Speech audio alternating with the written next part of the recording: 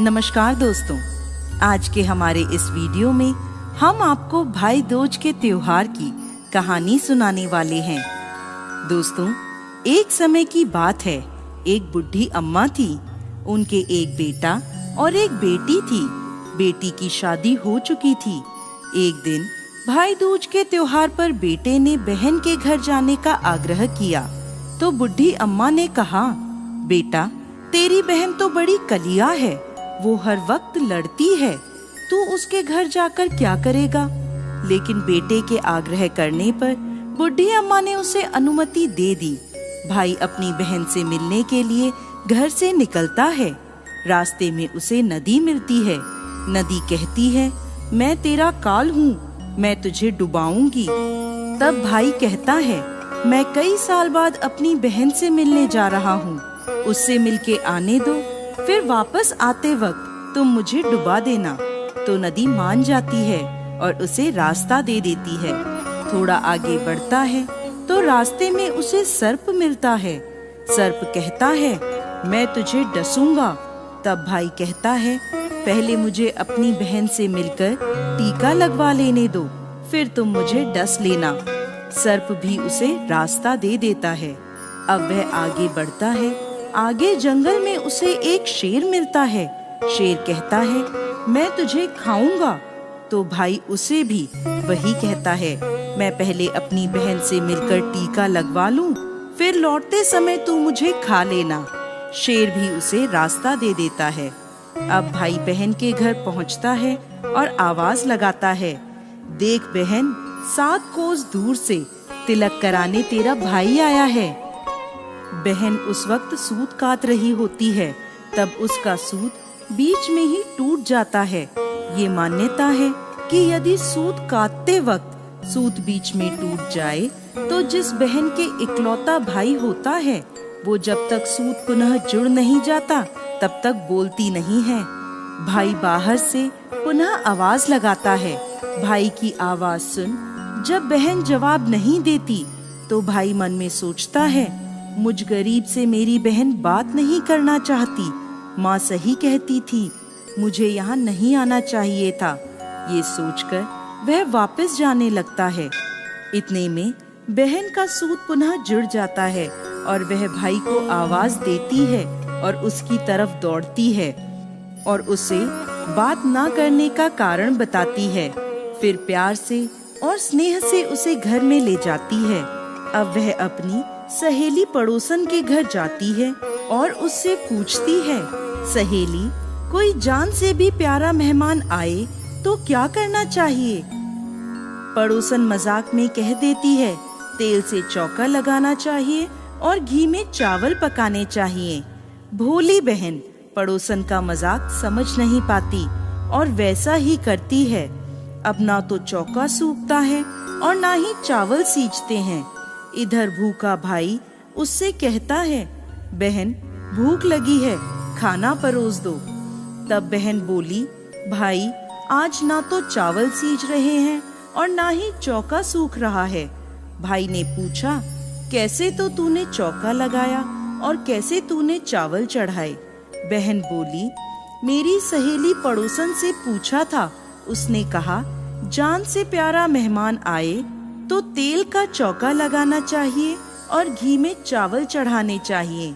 भाई बोला, अरे मेरी भोली बहन, कभी तेल का चौका सूखा है और कभी घी में चावल पके हैं। तू पानी का चौका लगा और पानी में ही चावल चढ़ा।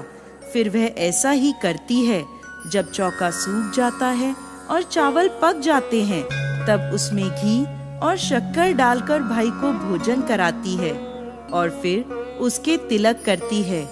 कई दिन बीत जाते हैं।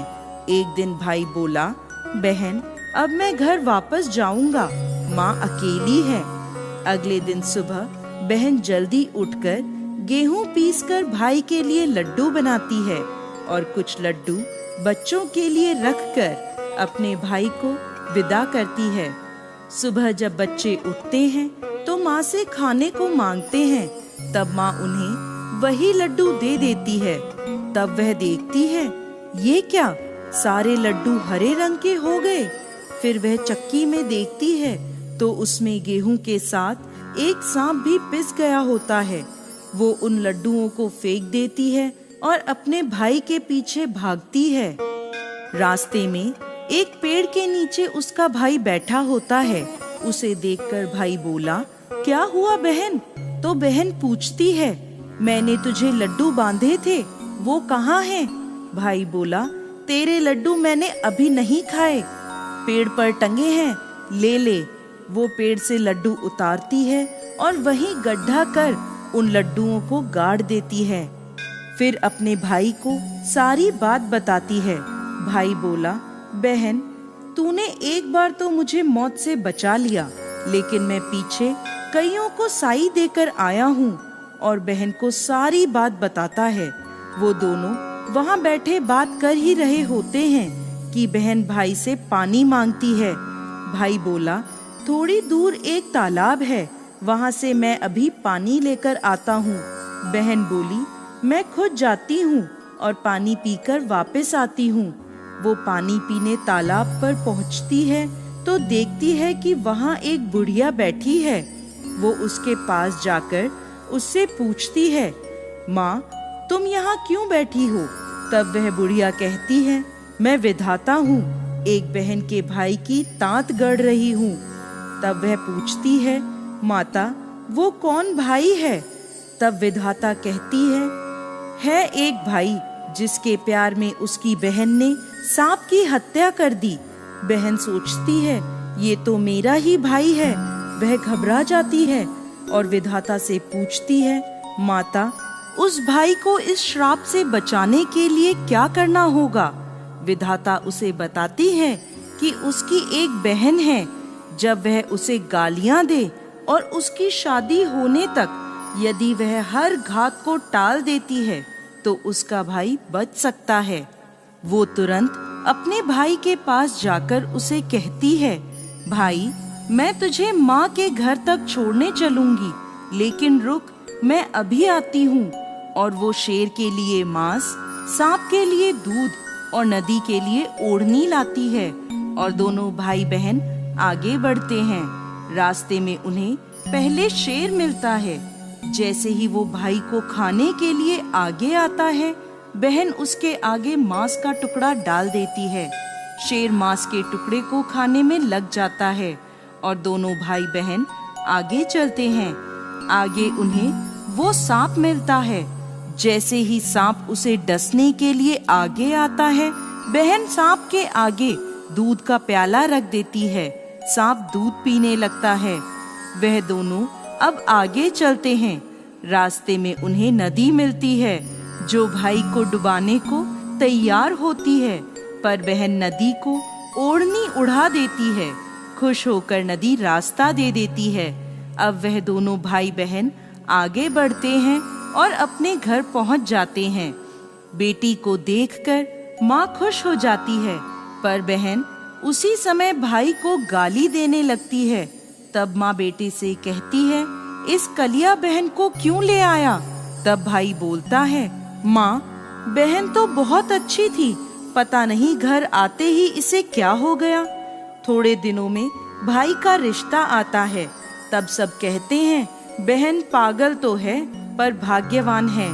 पर जब ससुराल वाले सगाई की मिठाई लाते हैं तो बहन कहती है, इसकी मिठाई क्यों बांटते हो, पहले मेरी बांटो। कई बड़े बुजुर्ग बोले, इसे भी भाई के साथ बिठा दो। सगाई शुरू होती है। वहाँ आग लग जाती है।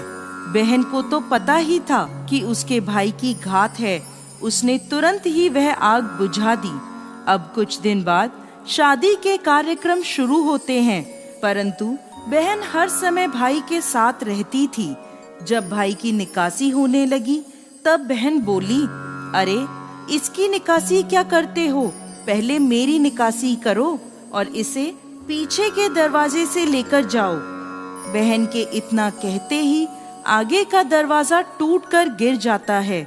सब कहते हैं, भले ही बहन कलिया है पर बराबर भाई की जान बचा रही है। जब भाई फेरों में बैठता है तो फिर बहन कहती है, इसकी जगह मैं फेरों में बैठूंगी। शादी के बाद जब दूल्हा दुल्हन की रात जागती है तो बहन कहती है, इसकी नहीं, पहले मेरी रात जगाओ। कई लोग बोले, बीच में पर्दा लगाकर इसे भी साथ में सुला दो। रात में जब भाई भाभी सो जाते हैं तब वहाँ एक सांप आता है। बहन तो तैयारी में ही बैठी थी, वह उसे पकड़कर टोकरे में रखकर सो जाती है। आज वह कई दिनों में निश्चिंत होकर सोती है। इधर उसकी माँ सोचती है, बेटी के उठने से पहले ही मेहमानों को विदा कर देती हूँ, वरना फिर शोर मचाएगी। जब बेटी उठकर देखती है घर में कोई नहीं दिखता, माँ से पूछती है, माँ सब मेहमान कहाँ चले गए? तब माँ कहती है, बेटा सब मेहमानों को विदा कर दिया है।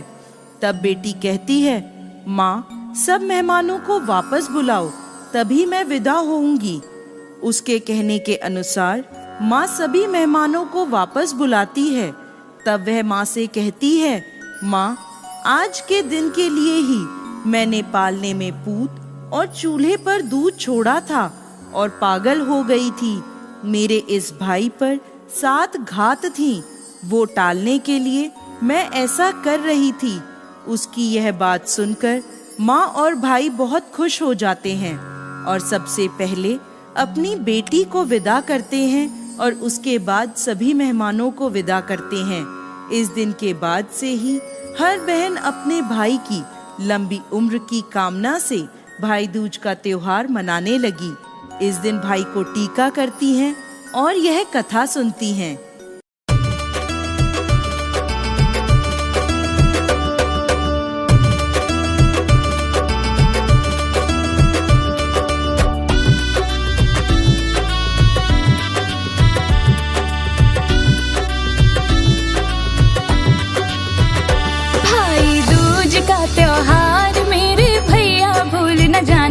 भाई दूज का त्योहार मेरे भैया भूल न जाना।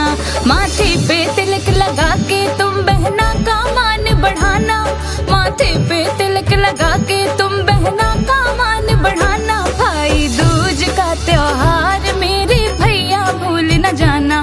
भाई दूज का त्योहार मेरे भैया भूल न जाना।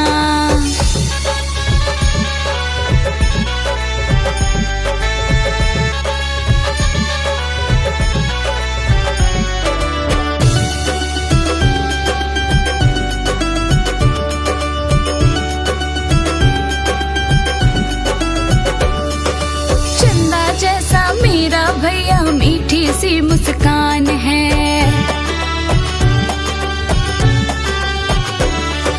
चंदा जैसा मेरा भैया मीठी सी मुस्कान है।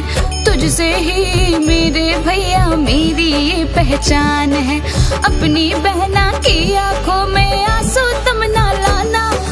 अपनी बहना की आंखों में आंसू तुम ना लाना। भाई दूज का त्योहार मेरे भैया भूल न जाना। भाई दूज का त्योहार मेरे भैया भूल न जाना।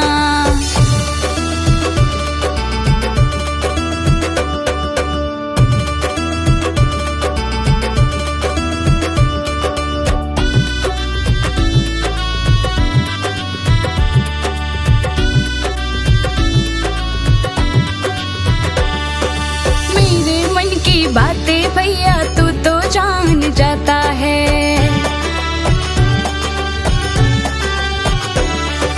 मेरे मन की बातें भैया तू तो जान जाता है।